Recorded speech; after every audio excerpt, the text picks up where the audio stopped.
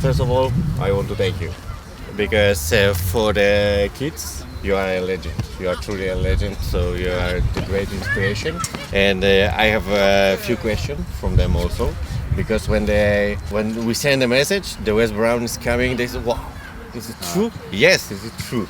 So they prepare few questions. Yeah. If you can answer, that will be the pleasure for them. Perfect. And first of all, what is your experience about the training session with them? Yeah, first of all, it's great to be here. Honestly, all the kids were fantastic, and the language barrier sometimes doesn't matter with football. You know, they join. Two players always have some similarity. Yeah, it doesn't matter, and you know they've enjoyed themselves, and I've enjoyed myself too. They've had me running around in my old age, so that was good. But it's great to come here today and the kids to come out and just have fun, really. Yeah, so that's nice to hear. Did you saw any maybe best players? Yeah, there was I don't know the names. There was I first trained with the smaller group. Yeah. And there was some good players there, you can see. Okay. You know, anything can happen if they keep on training. And the older group there was probably 4 or 5. You know, good control, very direct, good on the ball. So yeah, it's something that they can definitely develop into if they work hard at it. But there's some good players in that group. So what do you think? Is anybody has a potential to be maybe professional? Yeah, I mean that's the golden question. Like I said, there was lots of talent there, and you know, to become professional it's not the easiest thing. But if they work hard, you know, really practice, listen to the coaches and the people around them,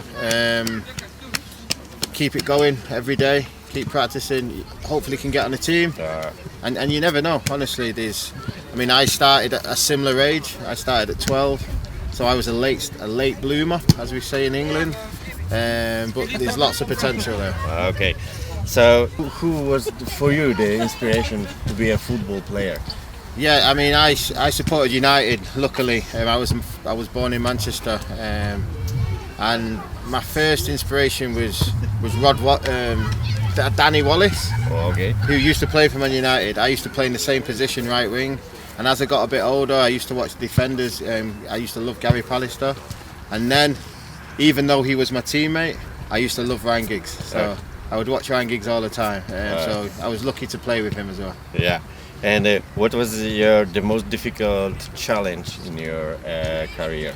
Yeah, I mean, I think it's always a challenge trying to break into the first team. But I think the hardest challenge was when I did my ACL, my knee injury. It took me 1 year to come back, and you know it can be tough at times. But once you get through it, you know that sort of sets you for anything. You can handle anything. Okay, and how did you deal with the stress on the football pitch? I'm very chilled. Luckily, my character is very chilled. But after football, you know, I would go home and see the children, completely forget about football.